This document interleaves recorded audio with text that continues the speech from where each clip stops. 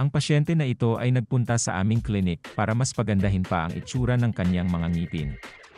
Siya ay taga-Pangasinan. 500 kilometers ang layo nito sa aming klinik. Kahit napakalayo ng Pangasinan ay pumupunta siya sa Marikina City para magpa-adjust ng kanyang braces. Makikita sa mga litrato na ang kanyang ngipin ay prominente. Makikita dito na mayroon siyang bungi sa right side. Ito ay dahil nabunutan siya ng molar, at nakausli ang kanyang mga front teeth. Pinapakita naman ng frontal photo na hindi magkatugma ang midline ng upper teeth at midline ng lower teeth. Isa din ito sa gustong maayos ng ating pasyente na taga-Pangasinan. Ang blue line ay ang midline ng upper teeth, at ang red line ay ang midline ng lower teeth. Sa left side naman ay mayroon siyang maliit na space. Gusto niya rin na maisarado ang space na ito. Sa paggawa natin ng treatment ay kailangan matugunan ang kanyang request na maisara ang mga puwang sa pagitan ng mga ngipin niya at makorek ang midline ng front teeth niya. Ang smiling photo naman niya ay nagpapakita ng mga prominenteng mga front teeth. Ang side view photo naman niya ay nagpapakita na naka-open ang lips niya. Ito ay nagsasuggest na nakausli ang front teeth niya. Ang semi-lateral photo naman niya ay nagpapakita na nakausli ang mga front teeth niya. Ang gusto ng pasyente ay mabawasan ang pagkakaprominente o pagkausli ng mga front teeth niya. Ang cephalometric X-ray ay napakahalaga para matukoy kung anong bone structure o dental structure ang may abnormalidad. Kung wala nito ay hindi maaayos ang structure na sanhi ng pagkausli ng mga ngipin ng pasyente na ito. Ayon sa X-ray medyo may pagkausli ang upper jaw niya. Ang lower jaw ay nakapasok. Ayon din sa X-ray, ang mga ngipin niya sa itaas at ibaba ay parehong nakausli. Ang panoramic X-ray naman ay nagpapakita na mayroon 29 na ngipin ang present. Mayroon din 2 kulang na bagang ang pasyente. Ang panoramic X-ray ay nagsasabi pa kung meron pa na abnormal na alagayan ang mga ngipin at mga bone structure. Ang aking plano sa kaso na ito ay gumamit ng SSW brackets.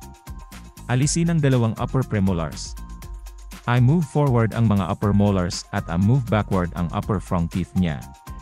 Pang-apat ay I move ang lower molars at front teeth niya forward. Gawin normal ang kanyang overjet at overbite, at pang-anim ay mas pagandahin pa ang kanyang pagngiti. Inalis namin ang isang premolar sa upper left para makorek ang mga nakausli niya na front teeth. Nag-alis din kami ng isa pang upper premolar sa right side para makatulong sa pag-correct ng mga nakausli niyang front teeth. Sa mga kaso na nagtanggal ng mga premolar dahil sa pagkausli ng mga ngipin, ang puwang o bungi na nalikha ay naisasara naman. Ito ang resulta pagkatapos ng treatment. Makikita na maayos na ang mga posisyon ng ngipin at wala ng mga spaces o bungi. Maayos na din ang kanyang overjet at overbite. Before ng treatment, ang midline ng lower front teeth ay nakapaling sa kanan. After ng treatment ay tugma na ang midline ng upper and lower front teeth. Ito naman ang lahat ng views before and after treatment. Makikita na naisara na ang mga spaces at tugma na ang mga midline ng front teeth.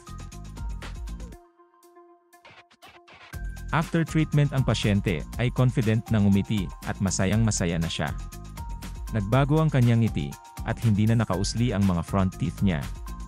Kayo din ay pwede gumanda ang inyong ngiti. Kung meron mga nakausli ng ngipin ay maayos yan for sure.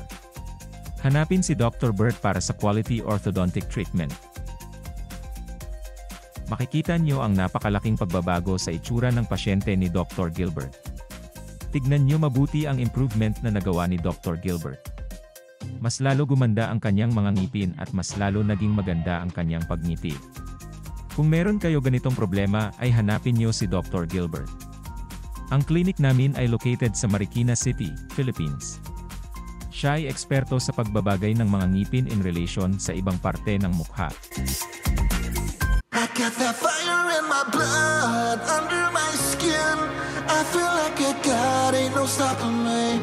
I got that fire in my blood, under my skin.